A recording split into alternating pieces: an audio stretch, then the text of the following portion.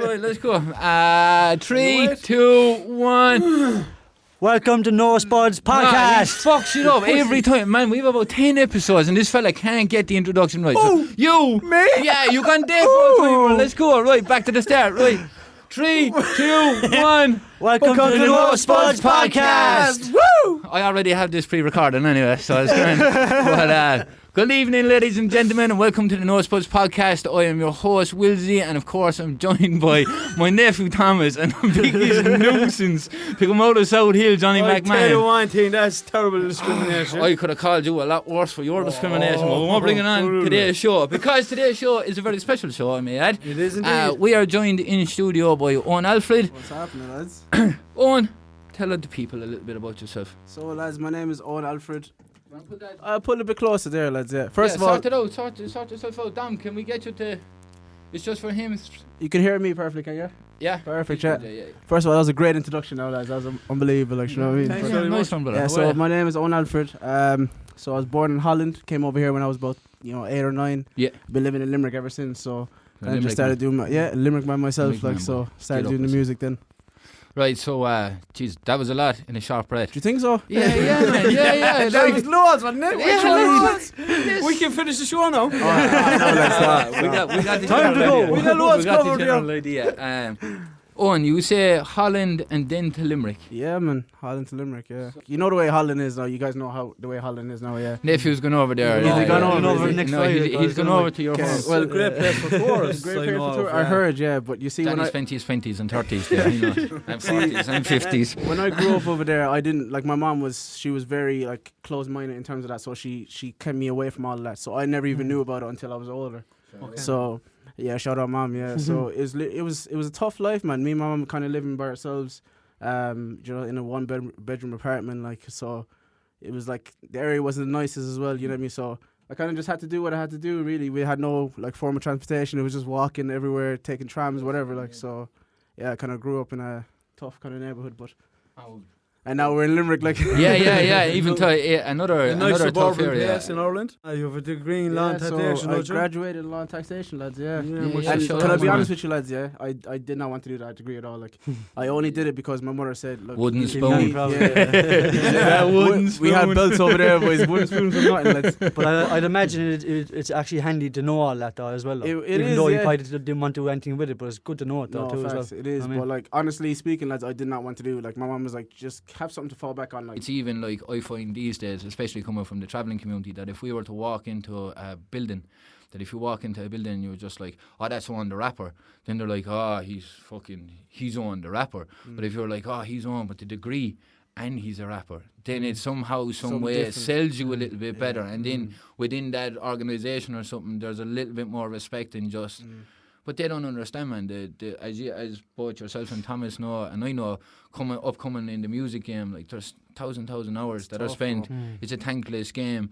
Going into these places, we already feel anxiety, like organisational performances, or even fucking the picnics, the nights that you run yourselves. You know, there is an element of anxiety that's attached to it, and I think when you can hammer that home and own your sense of presence, I think that's where the beauty becomes the character, you know. And speaking of characters, like one of the characters that you would have created yourself is Nico. yeah, exactly. And so tell us, give us a little bit of insight of who is Nico and what is the Nico, you know. So what is the Nico kind of the phrase? Is it? Yeah. So people don't actually notice my middle name is Nicholas. Right. So I kind of wanted to have like an alter ego, lads. I don't know why, but I just saw it, when I was growing up. I saw like, Beyonce with Sasha Fierce or, I can't even name anyone's top of my head, but like. Beyonce So- is a fine example, I can she's picture that. best example ever. Like, that's the first one that came to my head. Come on. So I was like, I kind of wanted to have something that where like when I'm on stage, I have something like my own brand. So I kind of thought of Nico, and everyone used to call me Alfie anyway, and I hate the way everyone used to call me Alfie. So I kind of like Nico. I feel like when I was actually making the album, I feel like it was more just based on Nico, because I felt like when I did the Chronicles of Nico, the first one, I was kind of like, I want to do 3 just to have it. So every song that I was making was kind of for Nico, if that makes sense. Yeah. But I don't actually write anything. I freestyle everything. So I punch in, punch in Oh yeah, everything. you were saying that the last time. Yeah, It's purely like what Dre used to do years ago. You would say one bar, you record it, stop, one bar, record it, stop. It's a very cool way to do it because you actually make the bar of music itself. You're actually playing with exactly what the instruments in that section of the bar instead of going through the whole thing with like say, a complete verse without actually stopping. So you actually have more precise kind of way they've done it, like, you know. So, Owen, you mentioned about your performances and donning the mask or donning the persona of Nico as such. When you write, do you write in the mode of Nico, or do you write kind of like diverse? In some parts are Owen, some parts are Nico, or it's just kind of through the whole Nico thing? No, I felt like when I was trying to do the album itself, I would kind of want to just mask Nico. So I wanted to do 3 parts of the album. So that's why I call it part 1, part 2, part 3, like, you know. So yeah, and the Chronicles. Give the name, man, because it's yeah, the Nico sorry, Chronicles, the Chronicles of Nico. Yeah, yeah. it's the Chronicles of Nico. So I felt like once I did that, it kind of just took a mind of its own, really. And so, Chronicle number 1 and said 2 and 3. Yeah. Are they focused on then the era of the beginning and where you are now? What was the thought process? What was the concept behind number 1 and 3, and what's the difference? Okay, so the first one, it was kind of just me trying to find myself as an artist, trying to just, you know, explore different genres and see what I can do as Nico and see what I can do as a different persona. Part 2 kind of more dove into like my family dynamic and like you know, stuff that I was. Can I curse in there? Yeah, so like shit that I was dealing with back in the past and stuff like that. You can curse. No cursing, man. No cursing. Fuck yeah, ironic, by the way. Wait, what the fuck? Easy, guys. Bust your feet, kid. Anyway, back to the story. So go on. Shout out Jay, but yeah. Part 2 was more of like, you know, I was trying to find like the different dynamics in terms of like my love life and how I was with like my family, whatever, just more deep in that. And part 3 was really more of like, so my grandmother passed away in Valentine's Day, yeah, so God bless her, but I kind of wanted just to dedicate that album to her and, you know, kind of have a story of like how reminiscence. Exactly, like, so. Beautiful, man, beautiful. Yeah. It seems like the Chronicles of Nico aren't finished. You think so? Yeah. I think it's done, man. I think after the third one, I kind of liked the way I ended it with my grandmother. Like, who's to say I might not come back out with another one, but I feel like I ended it with a nice high note. Yeah, you know? it's a beautiful thing. You can always create a new kind of persona anyway as well. Like. Yeah. He's chilling there. Basically, what I was trying to do in the background was to give Johnny the signal to ask Owen his questions that he has prepared prior to this. Yeah, well, I just kind of wanted to ask you Johnny's a bit asleep at the moment. Your law and taxation degree, okay, and about going to TUS, as myself and Will Z are in TUS as well. Okay. I suppose maybe you can relate to the family kind of orientation of TUS, and how did you feel like when you started there to do your degree? Yeah, so took a polar opposite. that was a very good question, though. Yeah. So, like, can I give a bit of background about how I walk away. So, basically, I did my leaving cert, whatever, and I wasn't actually happy with the points that I got from my leaving cert. So, I did pre-nursing in what's that college now? Limerick College of Further Education. Limerick Senior, is it? Yeah, Limerick Senior. Yeah. So I did pre-nursing there. And then I ended up going to Galway for a year doing forensic science, but I hated it. Like I just hated that dynamic of science. Yeah, I hated it. I was in GMIT, just didn't like get us it. cut out and some stuff. CSI Miami, or get off with some stuff. So CSI Las Vegas is it wasn't for me, lads. So I came back and I was like, you know, I kind of want to learn more about the business side. So I was like, where else to go back to Limerick, you know, because that's home and that's where I grew up. Yeah, we're good businessman. Exactly. So I was like, let me go back there. It's like one day. So I was like, let me go back there and just join TUS. And truth be told, lads, I felt like TUS is a great college, a great facility. You know, the food is banging. I'm not gonna lie. The curry cheese chips, lads, is good. Like to die for, yeah. But in terms of that, like there was a family dynamic as well, and I joined the African Society.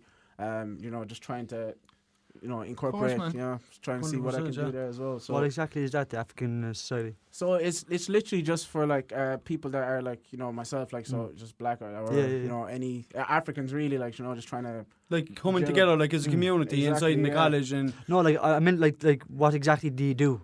If you get me, like it's mainly games, man. Just like, you know, just kind of bonding and stuff. Bonding activities, like, you know, there's nights out as well, just stuff like that. So it was great like that as well. And obviously I did basketball as well, so I played basketball for the school.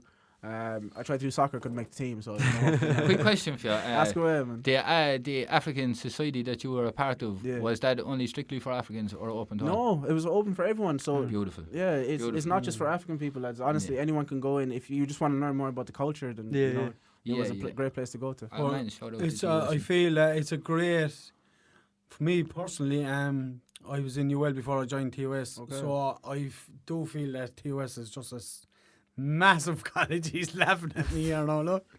I love TOS, I fucking love it out there. My man is hanging for the job. I'm going to get a job on that college, wait and see. No, but truth how be do you told- find TUS? Listen, bro, I went to the LIT and I go to the LIT. That's what I got, yeah. Truth be and, told, like the lads that go to UL have said, like it's hard to learn in UL because of the. It's you know, so it's big, huge, man. It's like, just yeah. massive, and it's like, you Whereas, never like- get to know kind of everyone. And when you're out here, it's like you kind of get to know people and familiarise yourself Exactly. with, you know, people in the canteen or the secretary when they're walking in and stuff like that. So it's a good dynamic to have. Yeah. No, I loved it, lads. To be fair, I'm sad to leave, like, but I loved it, like, yeah. And so you got a full bachelor's degree now? Yeah, law and taxation, God bless, fully man. graduated, thank God, yeah. So we got that done, lads. So no cab is coming for your rap? No, not at all. No, Like, no, you're looking out. And so tell us a little bit more on what have you, because that's like we've talked a little bit about your past, your education, like the Nico stuff. So let's talk about the future. Let's talk about releases. Let's talk about ventures and stuff like that. oh, lads. What is in the pipeline for you? So, I'm kind of thinking about moving, man. If I'm being honest with you, lads, right? I haven't said it to anyone yet, but I'm kind of thinking about moving. Not that Exclusive. Ireland. And you were been Exclusive! Owen is out this bitch. Can we come? Yeah, come along, man. Yeah, we got wagons. But I really do feel like I've done what I wanted to do in Ireland. I'm not trying to say that I'm a big artist, whatever. I feel like I've done enough for what I've done, even in the city. Like I feel like I've put my name on a stamp there. So Well done, yeah. yeah, so I kind of want to just explore more and see what else I can do. And so that's it. when you say you put your stamp on there, because I have to play the devil's advocate here now. I'm in the generations of when Strange Boy was thin and Hazy didn't have the beard and I didn't look so old. And so I'm talking maybe And you look old today. about a decade. Hi, this is late nights with babies. man. Wow. You know what I mean? So we're talking about a decade being in the game, bro. And like, I want to know, when you were starting out, were you looking at other people in Limerick, and does your stamp, as you identify your stamp to be in Limerick, where does that present itself? Where is that stamp? Is that on the unlock stuff? Is that on your own music stuff? Is that on nights out? Is it a multitude of stuff? I feel Do you like get me? it's a Because for multitude, those yeah. that don't know, I know what your stamp is. Yeah. So I'm not saying like, oh yeah, I don't see it. What I'm trying to say is, for those who are outside of Limerick and are like, love the kid, just want to know what his stamp is. What's your stamp? So, like, in terms of Limerick itself, I feel like, I've seen, like, you grew up. I see, Hazy Hayes grow up. And, even, let's say, the Rubber Bandits, like, I know, they've done a great thing for the city, yeah. So, Denise Challa, I can, God knows, I can keep naming lads that I grew up watching. So, I kind of feel like, they done what they had to do and cemented their place in the city as, like, great, like, artists in hip-hop. So I kind of felt like, for myself personally, I feel like I kind of came in and, shook the game up a small bit. You were smooth with it, man. Yeah, You shook the smooth with game it, up, so, but like, Nah, he's Yeah, sick, I man, listened to honestly. you. Really no. I will say, one second, I will say, to me, the stamp that I identify and the stamp that I see that was the first of the Chronicles of Nico, and the progression throughout that, because I think, and it's the same with Tom, I think when you can see an artist come in and they're gamey, because I think, especially in the industry, you have to be gamey, you have to be biting at the bit, you have to be, you have to use your elbows to get in, man. And it's just like, to see someone come in the way, like, for myself, Hayes, Strange, all of that era, even Denise, God knows, like, all of us, we came in a kind of, well, especially the boys like Hayes and Strange Boy, we came with that authentic Limerick, and as did the Rubber Bandits, the authentic Limerick fucking, what are you saying? That kind of like the and there's nothing wrong with that. No, but 100%. where I'm getting at is, where did you come up with your style? How did you develop your style, and did you take any influence from, as you said, the Limerick artists or that you would have seen? Would you have taken that and incorporated it? Because some of the stuff that I hear, man, is kind of like R&B-ish in a sense, because it's nice and it's melodic and there's nice vibes to it. There's certain things, and then there's the bars, and then there's kind of, so I'm kind of wondering, where did all that influence sonically come from? So my influence is honestly my mother, lads, if I'm being honest with you. God bless I her, feel like, growing up in a household like in Holland, she used to play some different shit, lads, like I'm talking different shit, like you go from like African music to like a bit of rap, then go to a bit of R&B, bit of gospel, So that all like implemented itself into me as an artist, really. But in terms of like the Limerick artists, I feel like the way you guys performed, the way you guys moved, you know, the music that you guys were making, I felt like, you know, I could do that. You know, you guys kind of made me feel like I was able to branch into the city. Because when I first started, lads, truth be told, like, you know, I didn't really get the recognition. Like, I know. obviously that's the way it is for everyone, you know. But when I first started, like, I remember I did my first song. So let me tell you how I actually came up, because it'd be easier to know. Yeah. So like I kind of came up from Facebook. So I used to do covers. So I played a bit of guitar back in school, and they gained a bit of traction. So from there, one of my boys' name is Jose. He kind of introduced me into a studio in UL. I did my first song, and it was shit, like it was absolute shit. But I thought it was God's gift, you know. I thought it was God's gift, yeah. But as I progressed, I think I was like in 4th year of school. Like as I progressed, I kind of just started going more and more into it. And we dropped one song on Facebook, and that started popping off. And from there, we dropped another song called Savannah, and it was Savannah that kind of broke me into the Irish scene, really. From there, we kind of got recognition. We started doing shows, started doing like festivals. I don't know if you heard about the Hangout Festival, but that was like the very first festival I did. It was a couple of people there. So I also see online that, and correct me if I'm wrong, is it Darefuck TV or Darefuck TV? Yeah. So you done a couple of videos with them? Yeah, that's where we first started. Yeah, so my boy Junes, he kind of, you know, shot my videos back in the early days. So shout out Dunes, like he's one of Hollywood Boys. He owns that corporation. But when we first started, he used to be shooting our videos, and he had access to Darefuck TV as well, obviously. Lovely. So we were able to put our videos there, and it started getting a bit of traction there as well. Yeah, man. Because I see what they do, and I see the kind of angle that is coming from, similar to that of English counterparts, and you know. But I love it, and I love what they do. And when I was seeing all their stuff, I was like, okay, the imagery. And because I think one of the videos that I was looking at was maybe 2 years ago, a little bit back even further, in around that grounds. And I was like, the imagery that's been here is very ahead of its time for where we were back then. You know, the kind of like the very fast motion chops, the kind of, how am I going to best relate it? That Pop Smoky kind of thing where it's like you're in the club, blah, blah, blah, blah. You know, there's a sequence of events playing out. The visions, was that then down to the 2E, or was it just like you had the vision and June shot it as June? I felt like June shot it as June's, man. Like, like we kind of all grew up listening to the same type of shit. So when we first started going into the music scene, like we always had like artists that we used to listen to, and we used to watch their videos, and we're like, oh, that would be sick to make a video like that. So one of the videos that we did was called Watch Me, and it was literally at the time where there was no snow in Ireland, lads, and it was the one time we got snow. You really get snow? I don't know if you remember this, but the one time we got snow. There's no snow in there. What year was it? Well, that's suggestive right there, my man. That's suggestive. Okay, there's no, like, you know, snowflakes like in Ireland, but at the time we had it, and we went out and shot it, and it was literally one of the best videos. To this day, I feel like it's one of my favorite videos that I've ever did, just because it was so random and so unique. So yeah, just kind of different like that. But and you say you're on a bar of one of your songs. You said the only Irish artist to make it onto Adam 22's podcast. Yeah, I feel like I am. I don't know if any other. Have you made it onto? No. But the reason why I bring it up is, how did that come about, man? That's unbelievable. Like, yeah. So thank you first of all. How did that come up, man? I think I sent him one of my tracks. I sent him Chrome Hearts. It was on the first album, Chronicles of Nico, and he checked it out. He fucked with it. He liked what he heard. And yeah, he kind of just played it on one of his podcasts, so he kind of just got a bit of traction from there. So now, I gotta ask you this one question. All right, talk to me, man. Talk to me.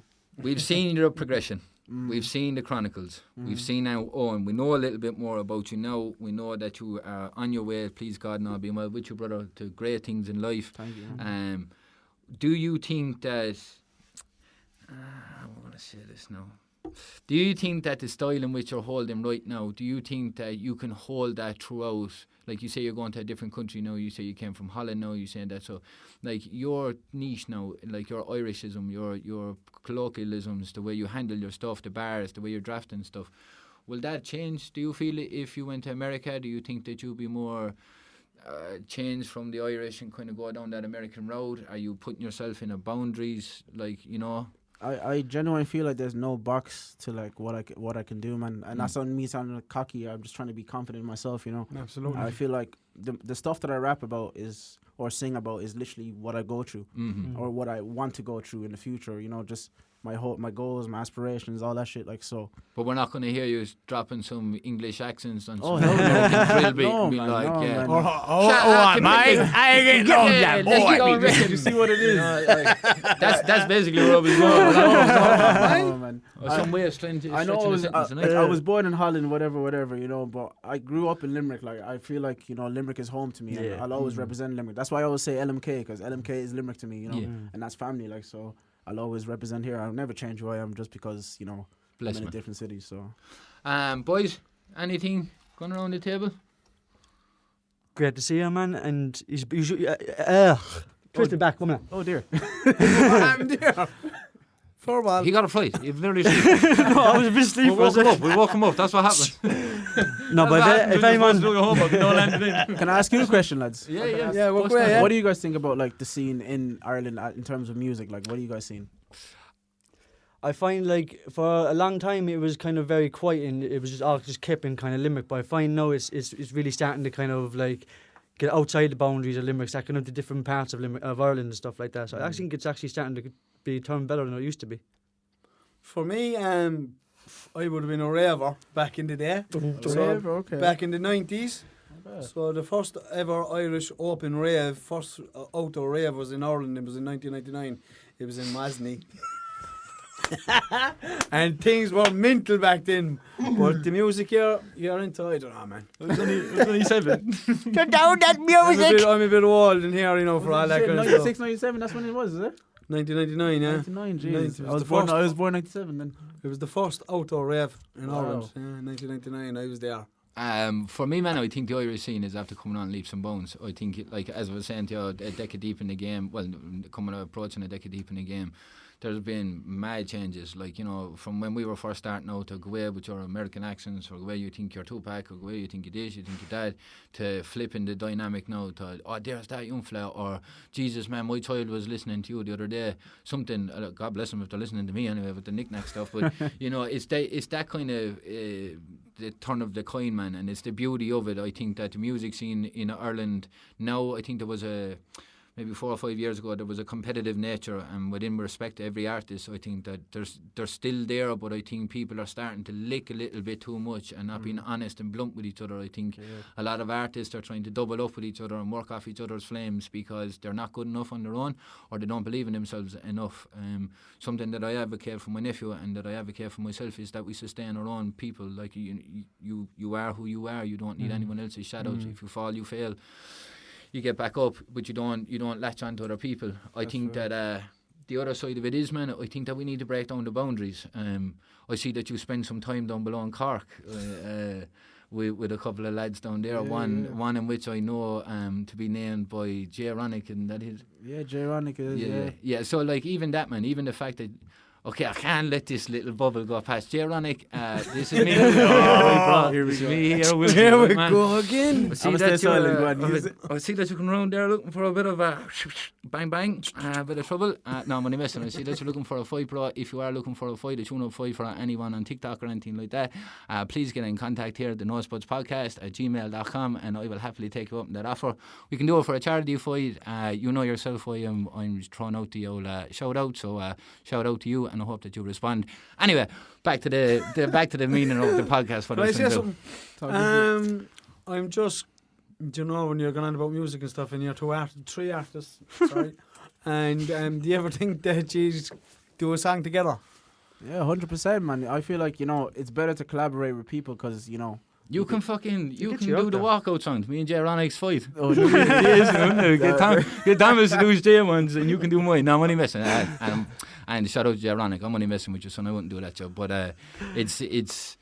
I think the boundaries need to be brought down. I think the fact that you're down below in Cork working with the boys in whatever capacity, we do things with the boys above in Dublin and they're in between. I think that needs to happen more. It does. I think that everyone is swimming in different lanes. I think if we all pulled into the one thing. It does. I feel like there's a lot of artists in Ireland that are very talented, but they're just not getting the recognition. Especially here in Limerick, lads. There's a lot of I love it's down to ego though as well, bro. It is. I love it is down to ego. It is. I have seen like artists out there who actually deserve like to get the recognition. And then I've seen artists out there, they think they're the best thing since sliced pan, like, do you know what I'm saying? Brother, you got it. So I'm a man that takes people from their demeanour from a distance before I greet them. And one thing I noticed about you is you have tens of thousands of streams. You have, I think it's close to 1,000 monthly listeners, everything like that. You don't walk with a limp. And his stage performance is unreal then as well. And your stage performance is unreal, but you don't walk with a limp. You don't carry yourself in any kind of a strange fashion. I shouldn't, man, because I feel like there's no point. Like, no, that's what the fuck, like, you see people like that piss me off, man. You know, fair enough, you did what you accomplished. Like, I don't give a fuck about that, but like, end of the day, you have to remain humble. Like, you have to remember where you came from. You have to be unique. I find if you don't keep yourself humble, you start to lose who you are eventually. You lose value. You're right. But don't lose your morals. That's the only thing I'd say. Yeah. You know, you can be humble to everyone, but don't lose who you are trying to please people. But right, so we're going down the road. Seeing as I mentioned my old friend from Cork, and I'm starting to get stagnant. Brother, before you leave, it was an absolute, firstly, incredible interview to have with you. Thank you for having me, lads. Honestly. Thank you very much for coming through. We wish you absolutely the best in your future and stuff like that. We hope that you can do the song for the charity fight. Now, when I messing, we'll definitely. We want to see a collab going forward. No, we definitely will. We definitely will. Yeah, I think it'd be massive. Yeah, we have to cook up for shit. And we'll definitely have you back, bro. Before we go, is there any announcements that you'd like to make? Is there anyone that you'd like to give a shout out to? Have you any projects in the pipeline? Yeah, of course. So, as you guys know, I just finished dropping my Chronicles of Nico Part 3, the final chapter. It's out right now. Dropped it on September 1st. That's out on all streaming platforms. I got some new shit coming out as well. So I'm doing a joint collab tape with my boy Jegs. You know, we already did, what's the name of this? Talk of the Town. So we're doing dropping Talk of the Town 2. Got a 90s album coming out. Lads, we got a lot of shit coming out. I'm not trying to say too much on the podcast, but just expect the unexpected. Keep tuned, exactly, man. All right, boys, before we close it down, is there anything left in your minds? It was lovely to see you again anyway. Do you know what I mean? It was lovely to fucking see you. Okay, and thank you very much. That was the NoSpudzPodcast podcast. I'd like to give a big shout out to, of course, my two prestigious guests that I always have to join me, Thomas and John McMahon, and of course to the renowned Owen Alfred. We would like to say thanks to Owen for coming in, to our background help, to Dom always and forever at the Learning Hub, and of course Demo, and shout out Jeronic, I'm as a kid. It's terrible, man. This old grief, isn't it?